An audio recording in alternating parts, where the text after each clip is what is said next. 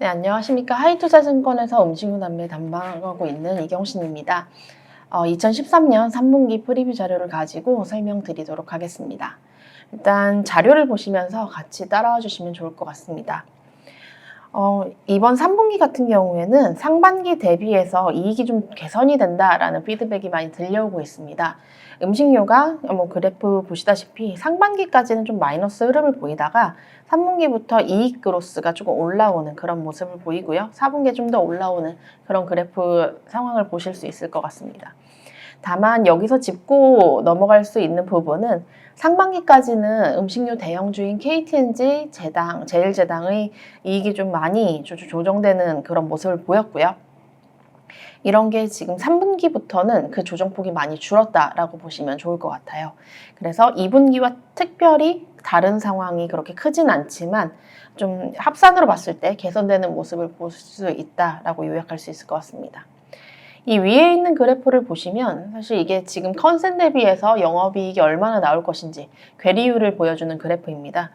아까 말씀드린 대로 KTNG와 제당이 약간 조정이 있지만 이전 대비해서 조정폭이 그렇게 크진 않고요. 지금 박스로 말씀을 드리는 대표적인 제과 업체라든지 가공식품 업체들 그리고 빙과 음료 업체들 같은 경우에는 실적이 견조한 상황이고 이 부분은 2분기와 비슷합니다. 지금 딱히 원재료가 급격하게 개선되는 효과는 없지만 물량이나 가격 측면에서 그렇게 나쁘지 않은 흐름이 있기 때문에 영업 실적은 상대적으로 견조합니다. 기존에 이제 리오프닝이나 이런 부분으로 각광을 받았던 B2B 같은 경우에는 약간 이제 실적이 조정되는 그런 흐름을 보이지만 지금은 B2C, B2B가 모두 들어있고 시장 지배력이 나쁘지 않은 업체들 중심으로 이제 그로스는 계속 보이고 있는 상황입니다. 하지만 제일제당이 가공식품 1등 업체고 왜 조정이 되느냐라는 말씀을 많이 하세요. 그런데 제일당 같은 경우에는 사실 이번 실적도 약간 조정이 되는 부분은 가공식품, 국내 가공식품이 아니라 해외 바이오 그리고 해외 축산, F&C 부분이라고 보시면 좋을 것 같습니다. 제품 가격 변동 흐름 관련된 표가 나와 있고요. 이 부분은 6월 이후로 좀 하이라이트 드리고 있습니다. 사실 6월 달에 이제 정부에서 가격 인하에 대한 얘기가 나오기 시작하면서 많은 업체들이 가격 인하를 진행을 했고요. 이 부분은 현재까지도 좀 진행이 되고 있는 상황이다라고 요약할 수 있을 것 같습니다. 다만 8월 이후에 약간의 가격 인상 흐름을 감지할 수 있는데 사실 특징을 보시면 9월 이후에 이제 유제품 중심으로 가공식품의 가격 인상이 주를 이루고 있다라고 보시면 좋을 것 같습니다. 여기에 이제 추가적으로 맥주라든지 일부 가공식품 이런 부분도 추가적으로 나오고 있는데 메인은 우유라고 보시면 좋을 것 같고요. 사실상 우유는 원가가 올라가는 부분에 맞춘 가격 인상이기 때문에 업체가 가격 경쟁력을 가지고 실질적으로 좀 자발적으로 좀 어그레시브하게 움직이는 부분은 아니다라고 보시면 좋을 것 같습니다. 여기서 요약드릴 부분은 실제로 22년 하반기부터 가격 인상이 진행이 많이 됐고요. 다만 코로나 때문에 베이스 때문에 이제 Q가 좀 빠지는 그런 모습을 보였습니다. 이 흐름이 23년 1분기 상반기까지 진행이 됐고요. 사실상 하반기 흐름부터는 약간 흐름이 달라집니다. 지금 말씀드리는 3분기부터의 흐름은 가격 인상은 방금 말씀드렸던 것처럼 일부에 국한해서 가격 인상 흐름이 있기 때문에 가격 인상 흐름 영향은 거의 존재하지 않는다라고 보시는 게 무방할 것 같습니다. 다만 Q도 빠지는 부분이 조금 줄어들고 아니면 이제 플랫해진다라고 보시면 좋을 것 같습니다. 앞부분에 대해서는 이전까지에 대해서는 변동폭이 컸고 이에 따라서 이제 업체별로 이제 실적이 좀 나뉘는 모습을 보였다라고 한다면 사실 지금부터는 P나 Q 측면에서 추가적인 동력을 끌어내려면 이제 소비가 진작이 되어야 된다라는 측면으로 이제 귀결될 수 있다라고 요약할 수 있을 것 같습니다. 방금 전에 원가 관련된 말씀을 많이 드렸고요. 실제로 음식료에 대해서는 이제 원가가 어떻게 움직이냐, 원가가 어떻게 움직이느냐에 대한 이제 방향성을 좀 모멘텀으로 잡고 싶어 하시는, 그러니까 원가가 내려가면서 이익 개선이 크니까 이 부분을 모멘텀으로 잡고 싶어 하시는 경우가 좀 많습니다. 실제로 곡물 가격, 선물 가격의 경우에는 변동성이 이전 대비 축소가 많이 되었습니다. 그래서 사실 이전에 오름폭이 적었던 원당을 제외한다면 소맥이라든지 그리고 옥수수라든지 이런 부분에서는 가격이 내려가는 모습을 보일 거고요. 대두는 사실 최근에 좀 등락은 있습니다. 이 부분은 등락이 좀 있다라고 요약할 수 있을 것 같고, 원당은 사실 오름폭이 굉장히 세기 때문에 지금은 소맥과 옥수수가 메인이 되는 업체일수록 이 효과가 좀 가시화될 수 있다라고 보시면 좋을 것 같습니다. 다만 그림 6번에 있는 환율 그래프를 보시면 사실 지금 환율이 1350원 선에서 크게 이제 내려오거나 하는 그림은 아닙니다. 사실 이 환율 그래프가 내려오게 되어야 투입 가격, 그러니까 선물 가격과 환율의 레깅을 감안한 투입 가격이 내려오게 됩니다. 그래서 지금 환율이 여전히 좀 높은 상태가 유지가 되고 있는 걸 감안을 했을 때 그림 7번의 그래프를 보시면 원재료가 실질적으로 가격이 빠지는 효과가 나오냐라는 측면에서는 옥수수라든지 소맥의 경우에는 그런 가능성이 있는데, 문제는 대두도 약간 퀘스천 마크를 찍을 수 있고 원당은 좀 오르고 있고요. 그리고 소맥과 그럼 옥수수가 들어가는 회사, 원가로 투입되는 회사들 같은 경우에는 이제 원재료 개선 효과가 가시화가 크게 되느냐라고 했을 때는 사실 고점 대비해서는 내려왔지만 이전 대비해서는 그렇게 높은 상황이 아니기 때문에 아직은 조금 더 시간이 필요하다라는 측면으로 요약할 수 있을 것 같습니다. 다만 업체별로 매입 단가는 이전 대비해서 낮아지는 거 감안을 한다면 일부의 원가 개선 효과는 가능합니다. 앞서 언급한 이제 실적 측면으로 다시 돌아온다면 아까 말씀드렸던 것처럼 지금 대부분의 회사들은 매출액도 성장을 하고요. OP 성장도 하는 상황입니다. 다만 일부 업체들은 시장 기대치를 좀 낮추는 그런 모습을 보이긴 하지만 전반적으로 나쁘지 않다라고 보시면 좋을 것 같습니다.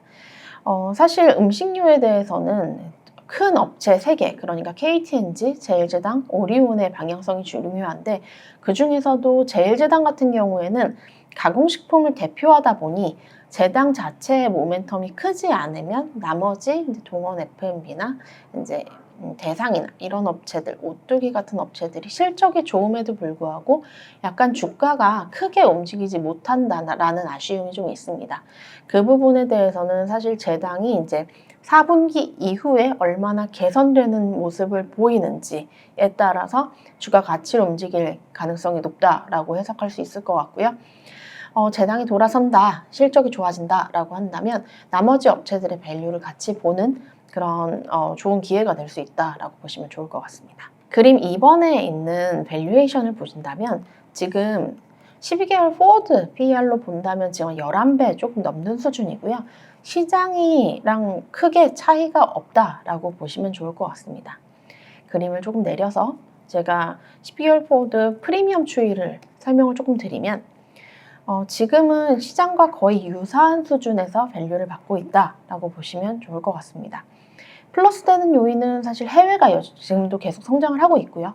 B2B가 일부 성장을 하고 B2C의 경우에도 MS가 올라가는 회사들 성장을 하고 있습니다. 이 부분은 하이라이트 될 수 있는 상황인데 문제는 아직까지도 일부의 물량 감소라든지 비용 부담이라든지 그리고 6월달 이후에 나왔던 판가, 가격 조정이라든지 이런 부분 때문에 크게 하이라이트는 되지 못하는 상황입니다. 지금 같은 상황에서 음식료의 주가가 크게 오를 수 있다라고 한다면 사실 2가지 측면에서 고려를 해봐야 되는데 첫 번째는 방어주 측면에서의 음식료가 견조한 것인지를 보셔야 될 것 같고요. 두 번째는 그럼 언제 실적이 올라오는지에 대해서 좀 관심을 가지시면 좋을 것 같습니다.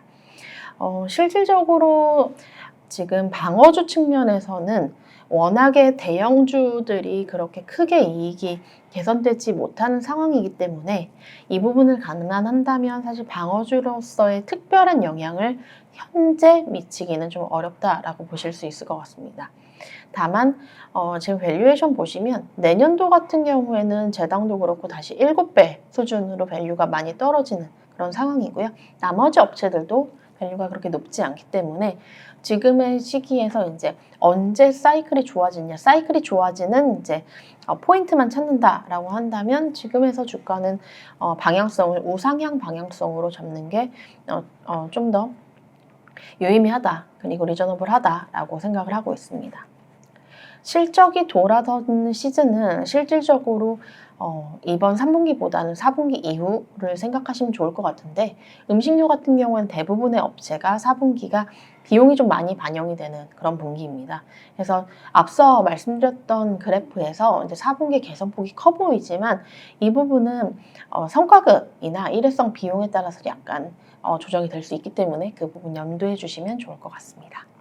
결론적으로 합산으로 봤을 때 전년 동기 대비해서는 이익이 거의 플랫한, 약간 빠지긴 하지만 플랫한 수준이고, 매출액 성장률도 합산으로 봤을 때는 그렇게 크지는 못한 상황입니다. 다만 상반기까지는 시장 기대치 대비해서 음식료가 굉장히 눈높이 대비해서 실적이 낮았다면 지금은 눈높이에 맞추는 실적이 실현될 수 있다라는 측면에서 긍정적으로 보셔도 좋을 것 같습니다.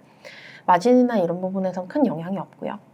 그래서 요약을 한다면 3분기는 가공식품 중심으로 성수기 효과 있고요. 원가 부담은 아까 말씀드린 대로 일부 지속이 될 것 같습니다.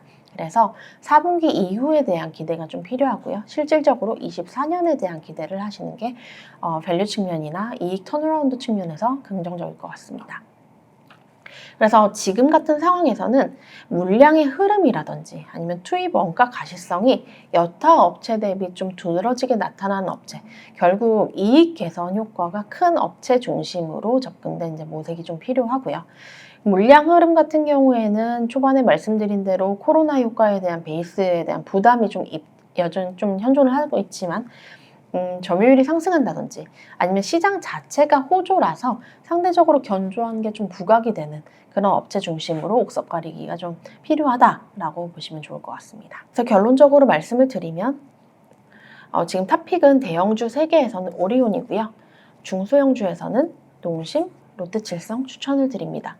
오리온 같은 경우에는 지금 이제 월별 실적으로 해서 9월달 실적까지 나온 상황이고, 한국뿐만 아니라 중국, 베트남, 러시아 모든 현지 성장률이 긍정적인 상황입니다.